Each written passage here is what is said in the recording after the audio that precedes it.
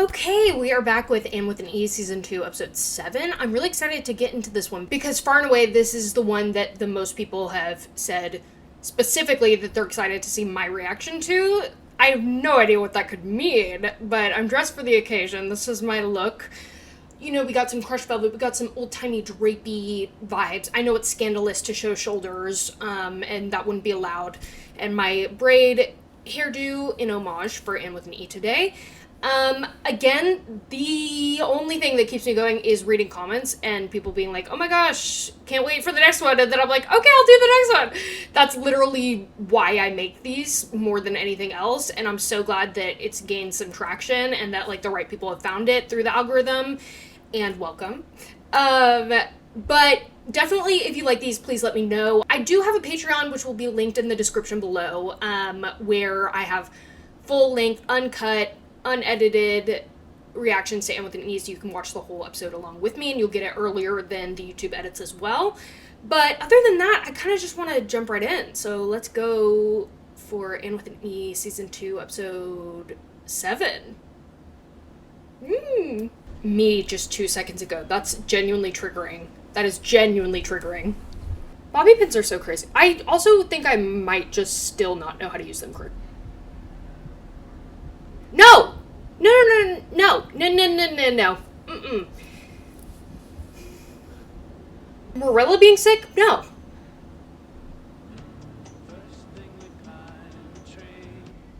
What is this? Or is it just like menopause? Like what? No, but surely she has been going through menopause, right? What is happening? You haven't had one quite a spell. Don't mention it to anyone. Ooh, it's a recurring thing. Like the others. Interesting. Okay, peeling back the layers. Side effect of her trauma, probably. Or just a physiological condition. Or both. I have a strong work medical school, so Aww. for the time that I missed. Ew! It could also be an opportunity to prove you don't care all that much about your teaching. Gagged him. Tell me, should your father simply give his crops away because someone wants them? My father's dead, so Yeah, that's another thing I was like, Yes. let's Well, not. the metaphor still plays. What? Isn't it the point of life to seek what exists? Okay, what happened there? It's the limp wrist syndrome. I'm sorry, I'm just kidding. What are you calling? Oh my god. It's actually so funny how mad they are at him about that. He looks much older. Or is that just me? Was there a break in between these two episodes? Because...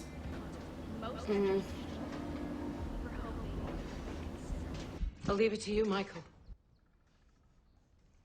Matthew. Ooh, that is rough. It's nothing.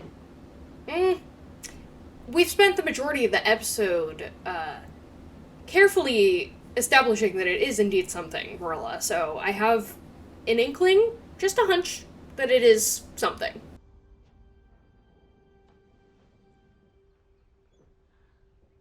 Was that her? Younger? Not her seeing visions of her past self. Whew, torture. Okay.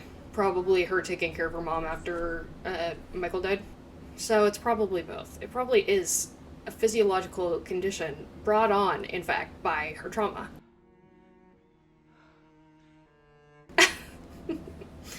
I'm familiar with the concept. I left you something, so you don't forget me. Man. Have we ever heard her say I love you? Just straight up, have we heard any of them say that?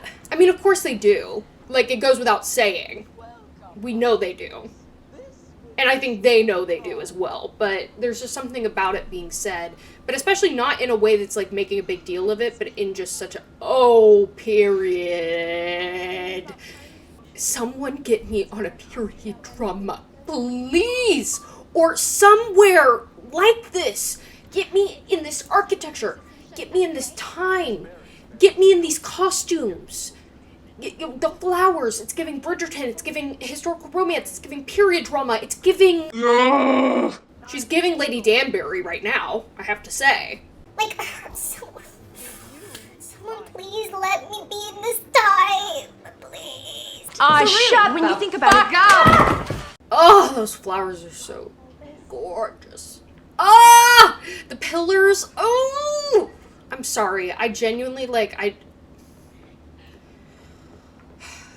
And you need not be anyone but simply yourself. But I have such a history of doing just that and getting it all wrong, not fitting in and... Oh, going back to 10 trains of thought ago, it's just, there's just something about seeing it so simply articulated, not in a big, grand pronouncement of love, but in just a, love you, bye, or I'm going on this trip, love you, see you later, That's what you meant by... Anne. In your way, you were married. She's an ally. And this is my best friend, Valentina. She's an ally. Talk, Valentina. Ally. Oh, period.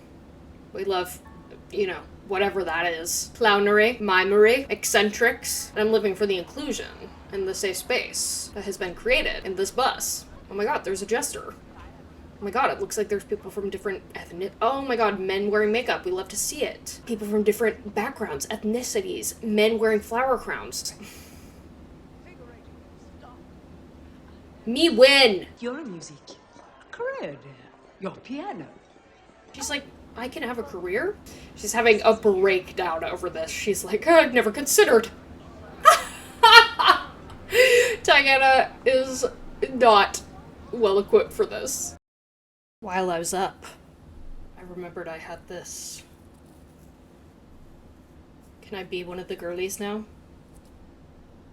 Can I be in the party now? Okay, I'm deciding, my denial and delusion, I'm just deciding I am in the party. This is my life. This is reality. Period. I'm kind of tempted to keep it on. Maybe just for a little bit. Maybe just for a little bit. Cole, I'm sorry, don't act like this isn't giving you life. Don't be acting like this isn't just everything you've ever wanted and more.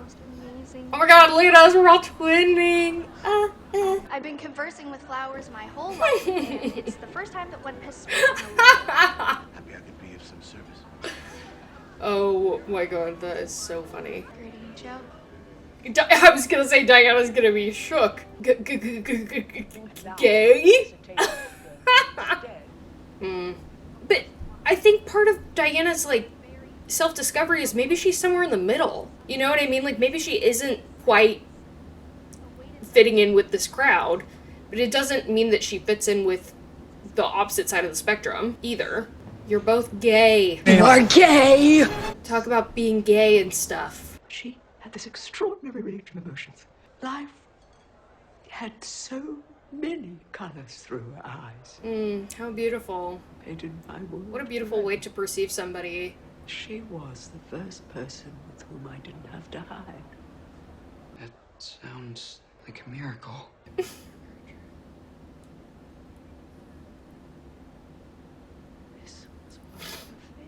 It is a miracle, just period, but I mean, especially in this time for LGBTQ people, it's like a miracle.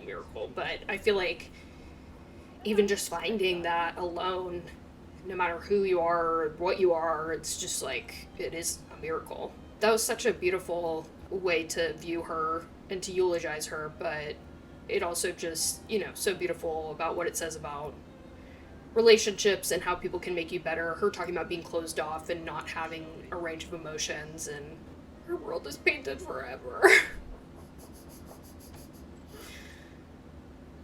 Me win. Me with someone win. When is someone gonna look fondly on me and be like, she painted my world forever? Have you had anything to eat?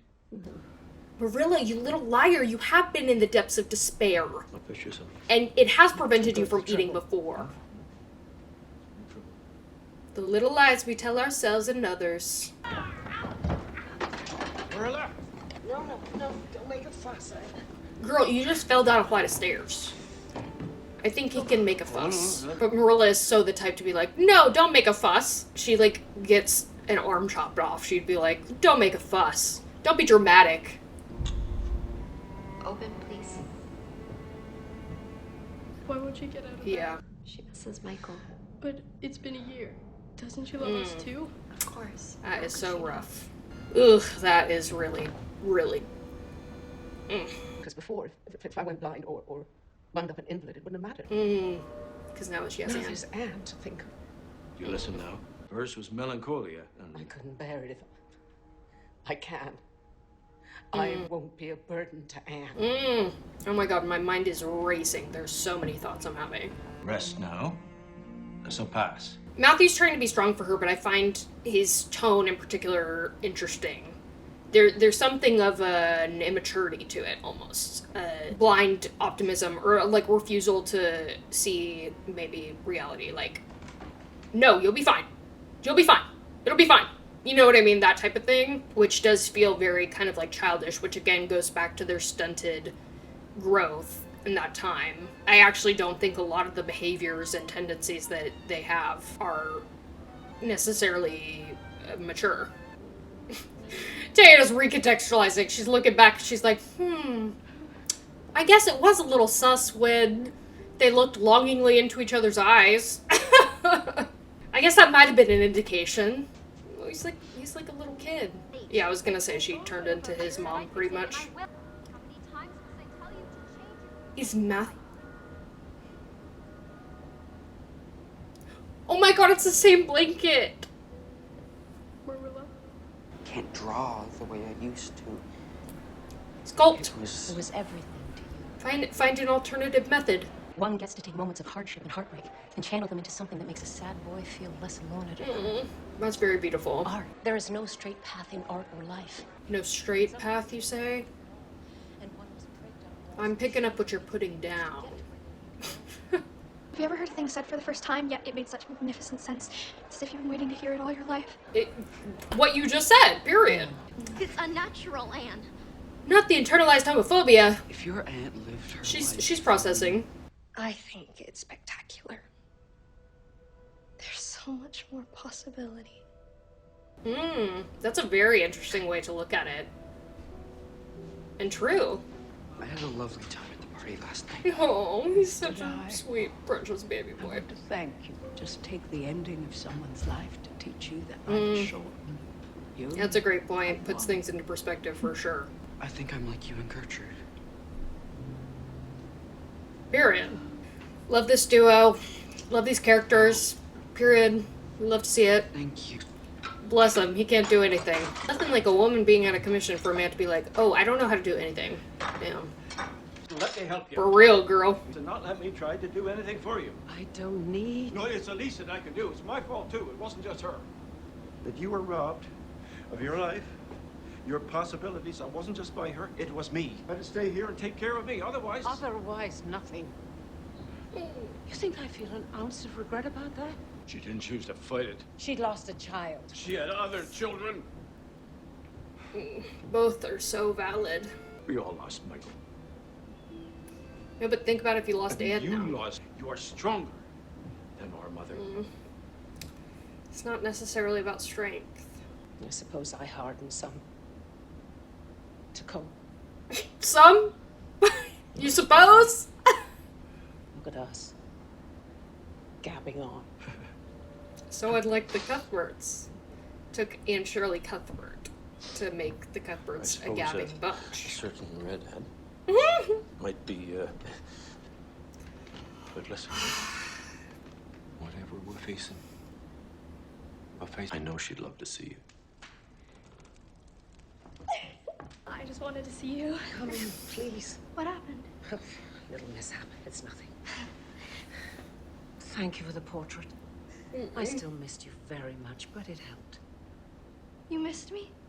I did. Ooh, goodness. Don't think you can take advantage of me in my weakened state. No. I feel better already. I think I learned some things about love, too. It doesn't look the same for everyone. It can come in so many forms. And how can there be So true. life Not really trying to keep up commentary. I'm just like, yeah, so true, bestie. As tears make their way down my face. Marilla, you look stunning in this little flower crown moment. And I'm obsessed with you. And wow, do I wish I had Marilla as my mother figure. Ooh, goodness gracious. Bye. Bye, Ruby.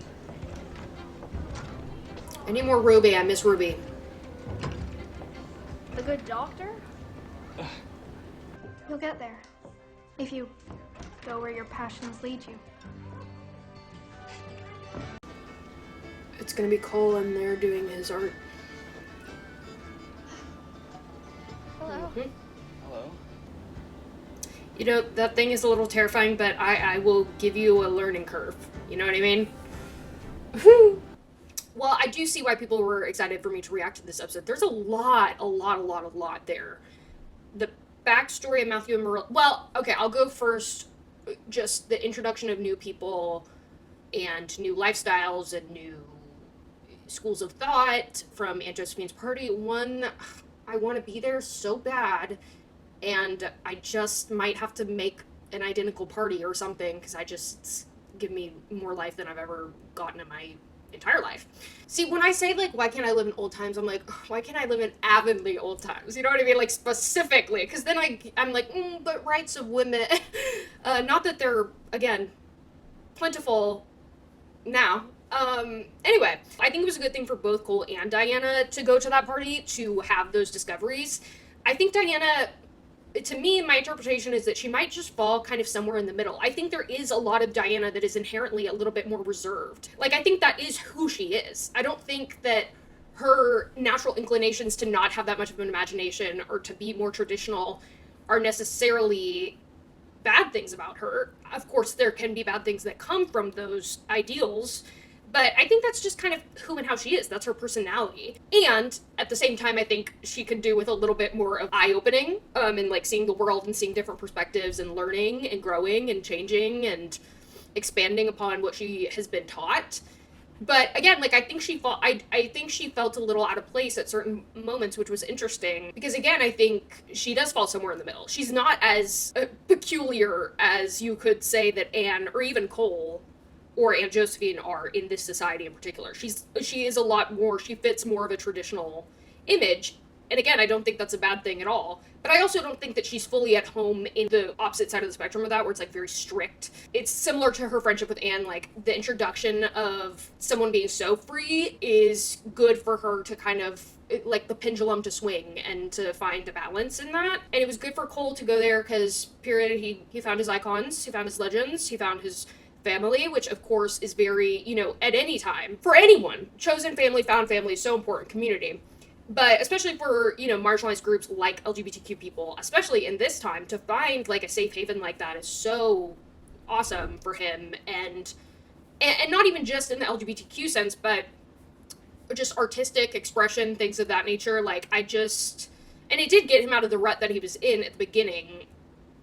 And, you know, here he was by the end being like, I'm like you and Gertrude. Speak on it, King. Say the words, period. I just love to see that, like, that made him, I guess, hopeful enough or comfortable enough, or maybe even introduced him to the fact that this was even a possibility, that he could exist like this, and that there are other people out there who are like that and live these lives, and something to aspire to for him. Both of those were very, like, interesting things to see. I'm not surprised by Anne just, like, fitting right in and being an ally. I mean, it just tracks for Anne. Similarly, I feel like, to me a little bit, like, I'm just like, well, yeah. When you've been through shit, it's like, I feel like you're just so much more empathetic and just, like, open to mindsets, to different people, to different lifestyles, to different types of people, different types of love, different types of life. I think this episode had a lot of really great lines. That's one of the things that I remembered. Like, there was a lot of lines that I was like, period. Like, I was taking note of them. I was like, oh, yes. The thing about Anne, like, saying, you know, something said that you never heard before, but you've been waiting to hear your entire life. You know, a lot of the lines in this felt very much like that, felt very much They were just so good. I was just like, yes. Love the backstory on Matthew and Marilla. Again, love the introspection that both of them are doing about their lives, because it seems like they just haven't really thought about it. But obviously, Matthew has been agonizing, it seems, a little bit over the fact that he kind of robbed Marilla of growing up and having a normal life as well, because he was the youngest sibling and he did need her. But it also, you know, him shutting off, I think, makes a lot of sense because of that desire to not be so much of a burden. So it's like, okay, I'll just shut off my emotions. I think probably the most interesting thing about this episode to me was definitely the element that they brought in with their mom and her depression, because this is just such a fascinating topic to me, and it's very interesting because I have experience on both sides of it. And so they were basically making the points of either side, and I was like, yep. I mean, it's correct. And it's one of those things in life that's just, it's just not simple. It's just not black and white, because there's so much truth to both sides of it. Yeah, there was something very interesting. They seemed very childish in this episode. And they seemed almost like, you know, this is uncharted territory for them, like talking about these feelings, processing these emotions, intellectualizing, like, what happened to us? It's the first time that's happening, so it's funny because it's a little clunky and it's obvious that this is new territory for them. And there's a little bit of like an innocence and an immaturity almost there that's very like wholesome and sweet. Better late than never. But yeah, no, their mom, I think, like, it's just such a difficult topic. But I love that both of them are like aware, because it seems like they just weren't until, I guess, Anne came into their life and they started just re-examining their own lives. I don't know that they really necessarily knew that they held that resentment against their mother for that. I thought it was interesting, Matthew saying, you know, the thing about like, you'll be better for Anne, that type of stuff. The whole kind of concept of a parent, I mean, particularly a mother, to be honest, having an ailment, specifically of the mental variety that keeps them from being a parent, it's such an interesting like dilemma, because on both sides there's so much validity. There was a tragedy in my family which sent my mom a couple months after I was born into a full psychotic break spiral, like legitimate. And, you know, she was extremely depressed and had a lot of these issues. And I think there was a lot of my life where I was resentful of that, almost because I had this idea that it's like, well, I would do better. I wouldn't do that to my kids, you know, that type of thing. But, you know, as fate would have it, I have very severe mental illnesses, depression included in the mix. And so being on the other side of it, I have that experience as well, where I know that it's not, you can't control it. A lot of times you really don't have any power over it. Yeah, it's such a difficult thing, because both sides are very valid. It's completely valid for a child to be upset that their parent is just absent or just is totally gone, or that they have to parent their parent. That's absolutely valid. On the other hand, it's so difficult because, you know, parents are people, and some of these issues, mental illnesses in general, just get in the way of them being good parents, and that's not even necessarily their fault. And in my situation, grief was a big element of that, and I completely understand and identify with, well, she has 2 other kids, like, aren't we enough? And again, have felt those feelings, have said those words, but everyone reacts differently. It's just such a conundrum. There's no right, there's no wrong. It just kind of sucks for everyone, and it's just awful. To be honest, like, that whole situation just was really awful. I think it would be interesting if they went down a route of like Marilla having depression. I don't know if that's exactly where they're going, but I think that might be interesting, because again, some of the things that Matthew said where it's like, oh, well, you're gonna do better, I would like that theme to be further explored, because it's not that simple. It's not that easy. But yeah, no, both of them, like, psychologically, such an interesting place to be. And again, there's so many elements of this that make a lot of sense to me and that resonate very deeply. I had to parent my parents in a similar manner, you know, and I mean, literally, you know, getting food, making sure they are awake, like doing all those types of things, which is just so, the toll that takes on a child is so unfortunate, and it's so not the way that it's supposed to be ever.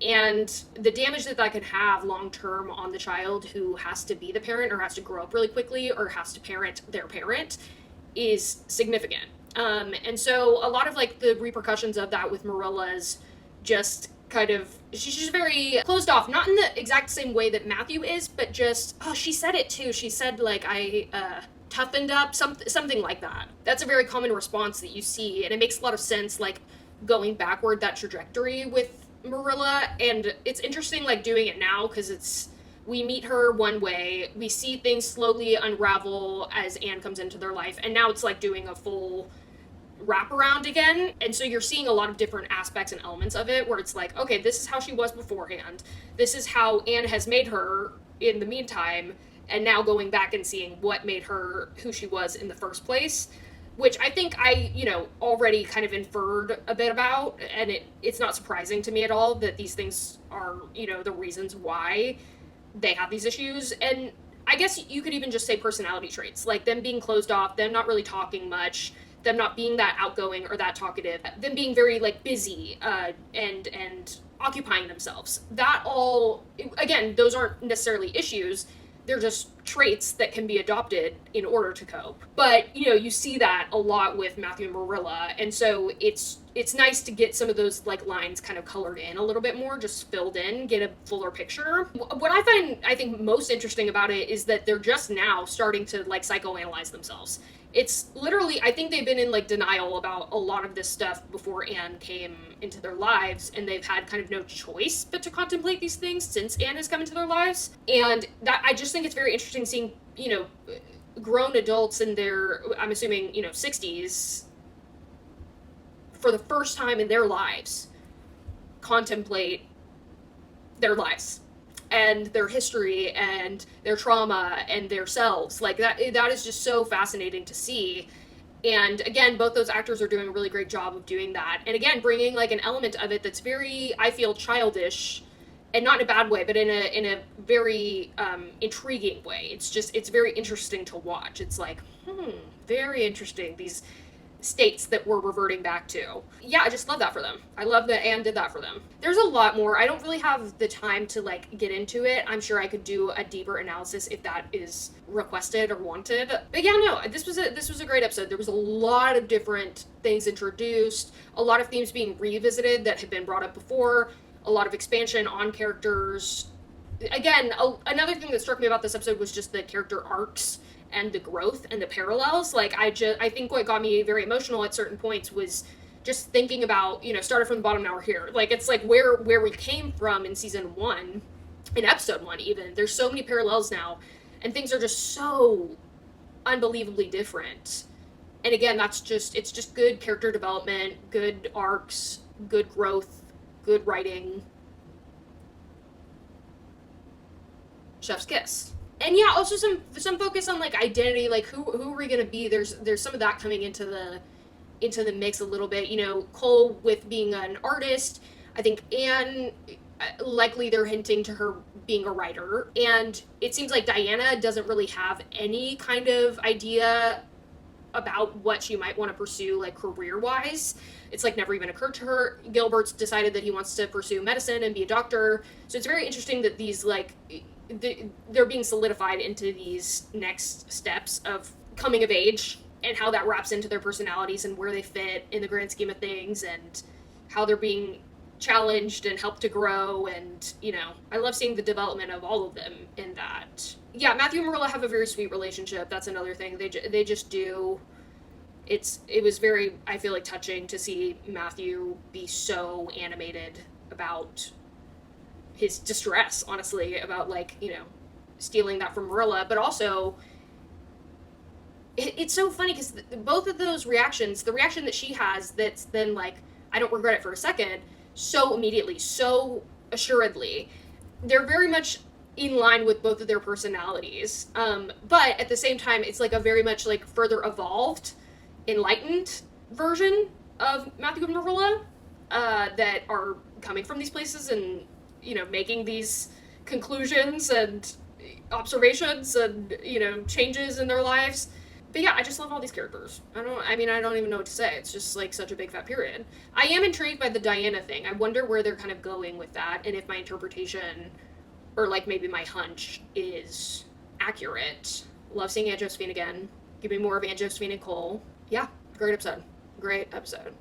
Okay, so if you do like these, again, please let me know by commenting. That is what keeps me going. So if you comment, I will read that and be like, okay, I'll film the next one. I'll do the next one. Again, I will have my Patreon linked in the description below where you can see unedited reactions to Anne with an E, full watch-alongs with me. And I'm sure there's much more to say, but I have to call it a night. So I will see you for Anne with an E Season 2, Episode 8.